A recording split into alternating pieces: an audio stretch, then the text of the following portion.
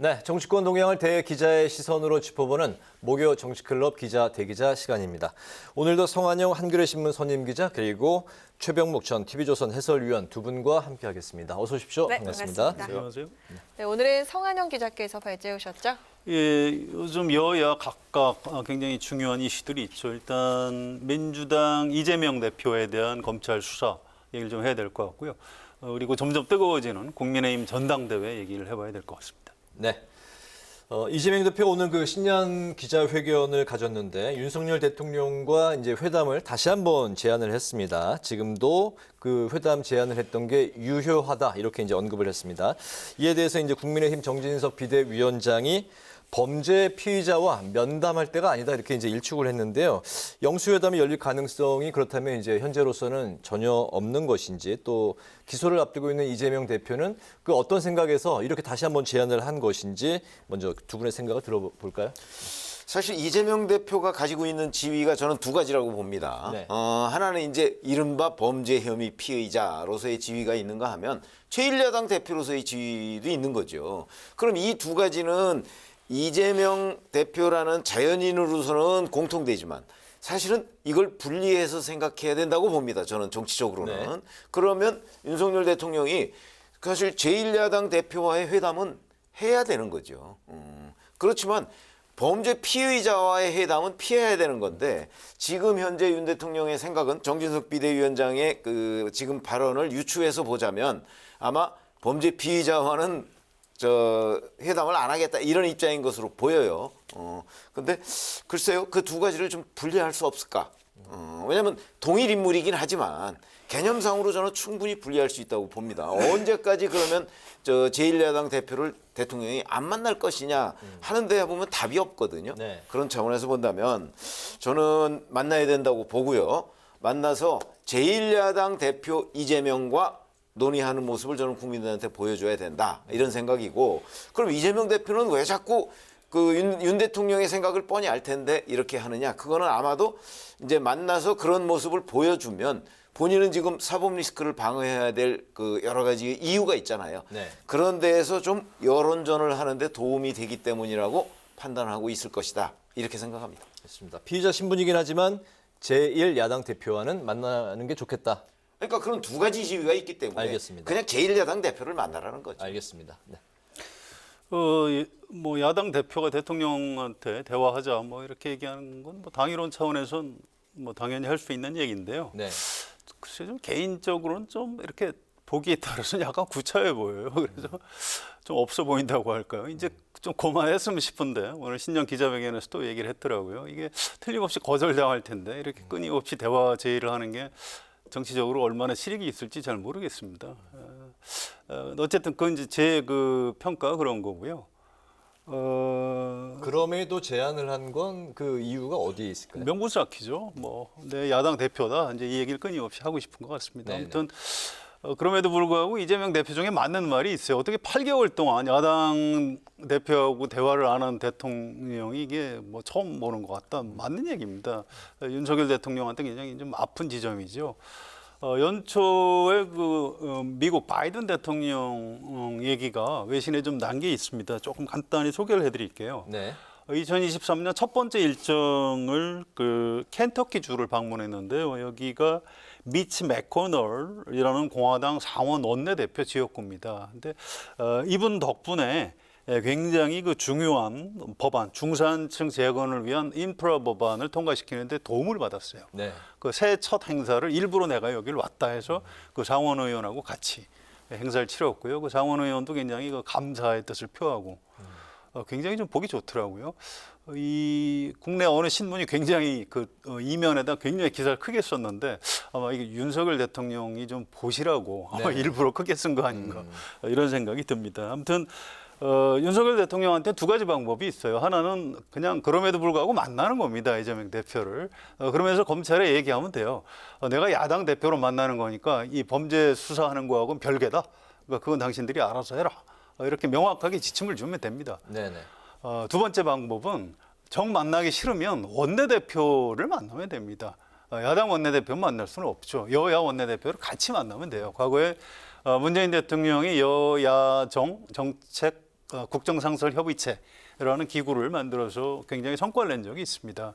윤석열 대통령이 여야 원내대표 대통령실에 불러서 이렇게 정책 얘기하고 그러면 그 자체가 야당과의 대화가 되는 거죠. 아무튼 어떤 식으로든 너무 좀 늦지 않게 이 잘못하면 그 8개월 동안 안 만난 기록이 10개월, 1년 이렇게 늘어날 수 있습니다. 더 이상 미루지 말고 좀 연초에 서둘러서 좀 만났으면 좋겠습니다. 벌써 취임이 이제 9개월 차로 이제 들어섰습니다. 좀 있으면 이제 10개월, 네. 좀 있으면 1년. 알겠습니다. 그 모양이 좀 이상하게 네, 돼요. 야당 지도부를 어떤 상황에서든 일단 지금 만나야 된다. 두 분의 생각이 이제 공통적인 예, 입장이시네요. 그런데요. 알겠습니다. 자, 기소는 정해진 수순이고 그 관건은 구속영장 청구 여부인데요. 검찰도 그 법적인 면과 정치적인 면 이렇게 고려해서 고심 중인 것 같습니다. 그 이재명 대표 앞으로 그 구속영장 청구가 어떻게 될지 그 관측을 좀 해보도록 하겠습니다. 그리고 기소가 되면 그 당직을 정지한다는 당원 80조 논란이 또 일 것 같은데 이에 대해서는 어떻게 보시는지 들어볼까요? 일단 앞부분을 좀 말씀드리면 검찰이 설마 정치적인 고려를 할까요? 그냥 법적인 고려만 하겠죠. 네. 예, 검찰에서 정치적인 고려를 하는 거는 뭐 옳지 않은 일입니다. 그래서 우리나라 검찰이 뭐 그렇지 않다라고 믿고 싶어요. 구속영장을 청구를 하면 그 영장 심사를 위해서 체포동의안을 제출을 해야 됩니다. 그러면 지난번에 이제 노웅래 의원처럼 국회 본회의에서 이 체포동의안을 놓고 표결이 벌어지겠죠. 민주당의 이른바 비이재명 계 의원들한테 좀 물어보니까 부결시킬 거라고 합니다. 지금 어쨌든 이 민주당에서 이재명 대표하고 별로 친하지 않은 의원들도 지금 이 국면은 크게 보면 야당 탄압 국면이다. 물론 이제 이재명 대표가 안고 있는 범죄 혐의가 있긴 하지만 큰 틀에서 보면 야당 탄압 국면이다. 그래서 우리가 이걸 양보할 수는 없다. 이렇게 얘기를 하고 있습니다. 그래서 체포동의안이 들어와도 본회의에서 이제 부결될 가능성이 좀 높은 것 같습니다. 또 민주당 당원 중에 기소되면 당직 정지한다 이런 조항이 있긴 한데요. 이게 적용될 것 같지는 않습니다. 이건 뭐 대표를 염두에 두고 만든 조항은 아닌 것 같아요. 왜냐하면 그 유권 해석을 사무총장이 하게 돼 있습니다. 사무총장보다 대표가 높잖아요. 근데 대표가 뭐 기소됐다고 해서 당직을 정지하겠습니까? 당직 정지하면 대표를 그만둬야 되거든요. 그럴 것 같지는 않고요. 좀 더 두고 봐야 되겠습니다만 이 민주당 안에서 이런저런 논란은 있겠지만 뭐 이재명 대표의 뭐 당직을 정지한다든가 국회 체포동의안 때 찬성표를 던진다든가 이런 장면은 좀 보기 어려울 것 같습니다. 네. 뭐 저도 기본적으로 같은 생각이고요. 구속영장 청구는 뭐 전 정해진 수순이라고 보고 왜냐하면 제3자 뇌물죄로 이재명 대표보다 훨씬 더 그 액수가 적은데도 불구하고 구속된 사례들이 꽤 많아요. 네. 그렇기 때문에 구속영장 청구는 뭐 될 것이고 또 법적인 측면만 고려하지 정치적 측면이라는 게 뭔지는 모르지만 예를 들어서 이런 건 있죠. 이거 국회로 가서 체포동의안이 국회로 보내지면 국회에서 부결될까 가결될까 이런 정도는 고려를 하겠죠. 그러나 아마 그건 노웅래 의원 사례처럼 부결될 걸로 충분히 예상을 하고 있을 겁니다. 그렇지만 절차는 밟아야 되겠다. 아마 검찰은 그렇게 판단을 할 것으로 보이고 당원 80조 얘기는 물론 주체가 사무총장이기도 하지만 그 규정을 잘 보면요. 그 기소되면 당직을 정지한다가 아닙니다. 정지할 수 있답니다. 할 수 있다. 그러니까 그 재량이 사무총장한테 있습니다. 네. 그러니까 사무총장이 할 수 있다 이렇게 돼 있는데 그거를 적극적으로 해석해서 해야 한다로 해석할 이유가 없거든요. 그런 차원에서 본다면 뭐 이거는 아마 사무총장이 그 당직 정지를 고려조차 안 할 거다. 저는 이렇게 생각이 들고요. 그 점도 뭐 거의 비슷한 얘기입니다. 또 이제 뭐 80조 그 사망은 또 정치 탄압 같은 이제 부당한 사유가 있으면 당무위원회 의결로 달리할 수 있다. 또 이렇게 작년 8월에 아니 그거는 이제 만약에 윤리심판원에서 해서 당직을 정지하더라도 사망에 따르면 알겠습니다. 그걸 달리 해석할 수가 있다고 하는데 이건 아예 윤리심판원에 올리지 않을 거다 이런 얘기죠. 알겠습니다. 나경원 전 의원은 이제 3월 국회의원 전대 출마 여부가 최근 정치권의 또 뜨거운 핫 이슈인데요. 그 저출산 고령사회부 위원장직에 이제 사의를 표명을 했지만 윤 대통령이 사의를 수용하지 않았습니다. 대통령의 의중이 무엇인지 궁금하고요. 나 전 의원이 그 전대 출마를 이미 마음을 굳혔다면 왜 아직까지 그 출마 선언을 하지 않은 것인지, 왜 그 설 전까지 그 시기를 자꾸 저울질하고 있는 것인지 그 이유에 대해서 좀 들어볼까요? 어떻습니까? 그렇죠. 아니 윤 대통령이 사의를 수리하지 않는 그런 결정적인 이유는 그 자리에 계속 일을 열심히 하고 전당대회 출마를 하지 말라. 뭐 이런 메시지를 계속해서 주는 것이고 네. 이제 나경원 전 의원 같은 경우는 사실은 여기서 정면으로 치받고 만약에 뭔가 출마를 강행한다든가 뭐 아니면 사의를 접지 않는다든가 이렇게 되면 윤심하고 반대되는 모양새가 되잖아요. 지금 전당대회에서 대표를 뽑는 방식이 당심 100%입니다. 네. 윤심을 거스르고서 과연 당심 100%로 뽑는 대표가 될 수 있을까요? 아마 그런 데에 대한 확신이 아직 안 선 것 아닌가. 제가 지난주에 아마 불출마할 거라고 제가 말씀을 드렸던 것으로 기억을 하는데 그런 점에서 저는 아직도 불출마 가능성이 더 높다고 생각하고 있습니다. 왜냐하면 어차피 윤심하고 지금 어긋난다는 게 언론 매체를 통해서 다 드러났는데 이런 상황에서 앞으로 출마를 해보니 크게 본인한테 소득이 갈 것 같지는 않거든요. 뭐 당선을 확신할 수도 없고 아마 그래서 여전히 저는 불출마 쪽에 무게를 두고 있습니다. 네네. 나경원 전 의원 요즘 혹시 표정 보셨습니까? 굉장히 밝아요. 네. 왜 그럴까요? 사실은 어쩌면 지금 인생 최고의 시간을 보내고 계신지도 모릅니다. 정치인은 이 카메라 조명바를 받으면 막 빛이 나게 돼 있습니다. 지금 정치 뉴스 뭐 이렇게 틀기만 하면 나경원 전 의원이 출마하느냐 출마하지 않느냐.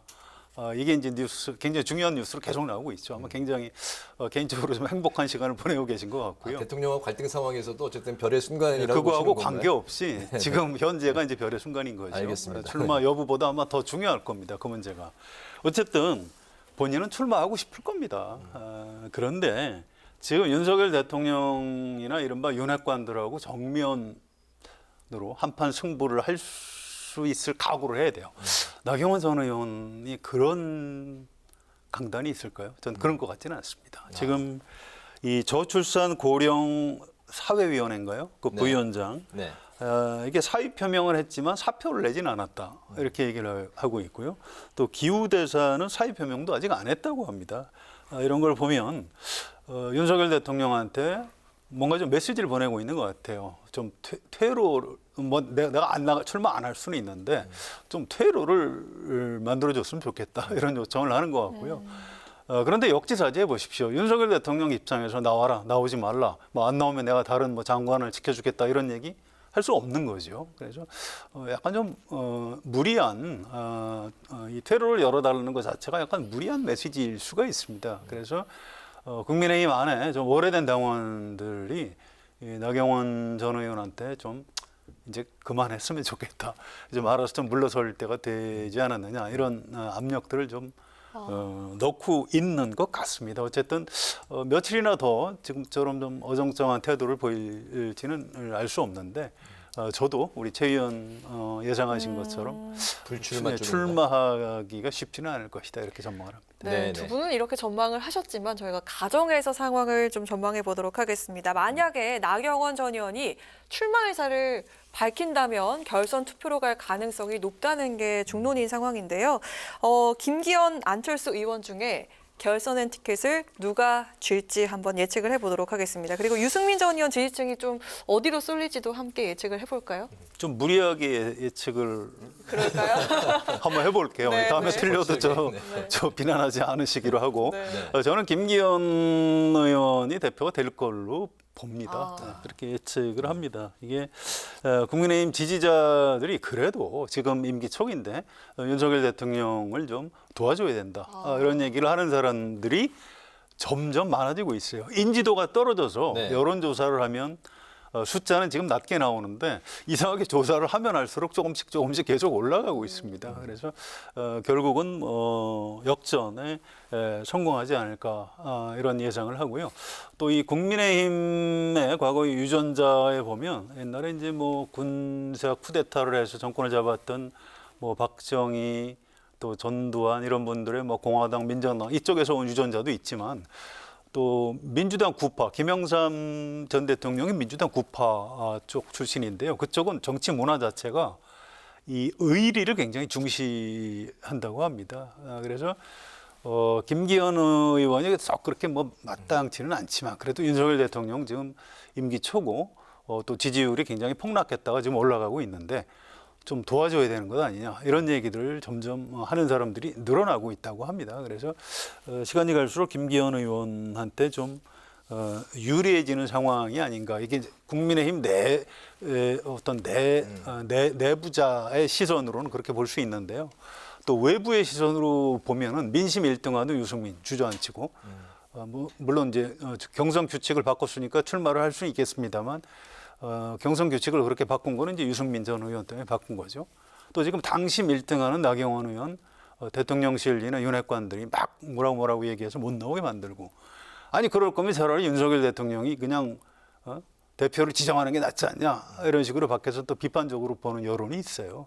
이런 부분, 이런 여론 시선에 대해서 국민의힘의 그 정치인들 또 윤석열 대통령이 좀 약간 좀 지혜를 발휘할 필요가 있다 이런 생각을 하고 있습니다. 네.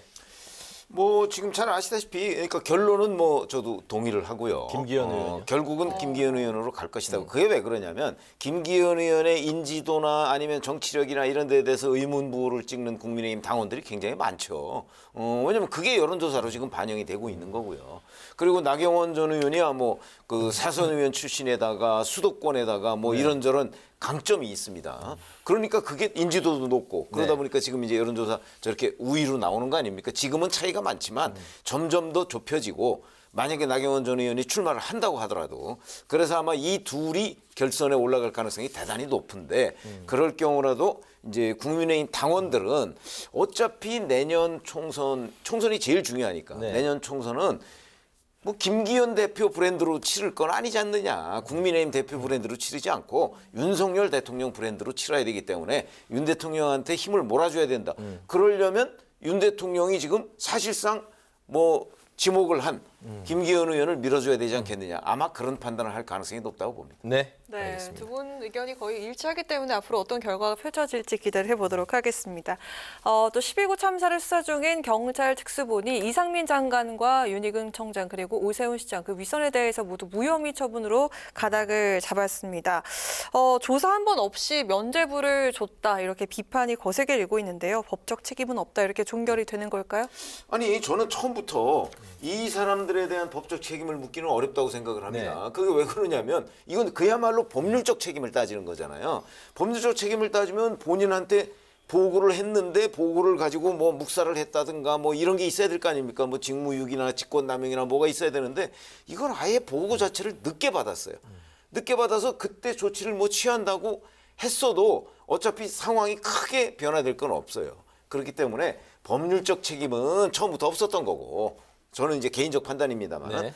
다만 법률적 책임 이제 다 정리가 됐지 않습니까?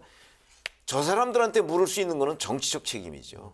그 정치적 책임 물을 수 있느냐 없느냐 그건 물을 수 있느냐 없느냐는 건 조사로 해결될 문제가 아니고 윤 대통령이 정무적으로 판단할 문제다 이렇게 생각합니다. 네네. 과거에 그 대형 참사가 났을 때 이제 대통령이 좀 화를 많이 내고 뭐 경노하고 뭐 이렇게 길길이 뛴다 그랬을 때 검찰이 약간 무리하게 기소를 한 적이 있습니다. 그때 거의 예외 없이 조금 높은 관리 직군에 있는 사람들은 최종적으로 법원에서 무죄가 나옵니다. 이 법률적으로는 아무리 따져봐도 처벌하기가 이제 어려운 거죠. 네. 그래서 이번에 이제 경찰 특수본에서 이렇게 유죄 취지로 의견을 낼 수는 없었고요. 앞으로 뭐 검찰에서 혹시 좀 보완 수사를 하거나 아니면 특검 같은 걸 도입을 해서 수사를 해도 이 사람들의 법적 책임을 묻기는 쉽지 않을 겁니다. 결국 이 부분은 높은 사람들은 정치적 책임을 지라고 이제 있는 사람들입니다. 꼭 법률적으로 뭐 따져 보니까 뭐 책임을 딱딱 져야 된다. 이건 옳지 않은 것 같고요. 윤석열 대통령이 결국 뭔가 이제 이 이태원 참사 관련해서 뭔가 또 다른 이상한 사건이 불거져서 지지율이 떨어지기 시작한다 그러면 아마 즉각 바꿀 가능성이 있어 보입니다. 그런데 저는 지금 좀 지지율이 반등세에 있긴 하지만 선제적으로 윤석열 대통령이 정치적 책임을 물어줬으면 좋겠습니다. 그게 참사의 희생자들이나 유가족도 그렇고요. 일반 국민들 보기에도 좀 더 합리적인 것 같습니다. 알겠습니다. 네, 마지막으로 한 줄 논평 들어보도록 하겠습니다. 네, 먼저 성 기자님. 예, 제가 지금 금방 말씀드린 그 부분과 관련해서 그냥 한 줄 논평 아주 쉽게 낼게요. 이상민 장관, 윤희근 청장 바꿔라. 아, 네. 네. 조금 전에 저희가 이제 나경원 전 의원 이제 전당대회 출마 여부를 계속해서 얘기를 했는데 제가 사실은 작년 10월에 그 나경원 전 의원이 저출산 고령사회 부위원장에 위촉이 됐습니다. 그렇죠? 근데 그 당시에는요, 3월 8일 전당대회가 결정되기 전입니다. 전당대회가 뭐 12월 예산국회 끝나면 곧바로 있을 것이다, 아니면 올해 초에 있을 것이다, 이런 게 논의될 때거든요. 그러면 네. 불과 2달 전 정도입니다. 그 정도면 그때 만약에 전대 출마 생각이 있었으면 그걸 받지 말았어야 된다. 또 그 후에 여러 번 기회가 있었는데 그걸 계속해서 유지하고 있다. 이런 차원에서 다 기회를 잃었다고 봅니다. 그래서 한 줄 논평은 나경원의 실기, 기회를 잃었다. 이걸로 하겠습니다. 네, 알겠습니다. 이제 목요 정치클럽 기자 대기자 마칠 시간이 됐는데요. 지금까지 성환영 한겨레 신문 선임 기자, 최병묵 전 TV조선 해설위원 두 분과 관련 이야기를 깊이 있게 논의를 해봤습니다. 오늘도 말씀 네. 잘 들었습니다. 잘 고맙습니다. 들었습니다.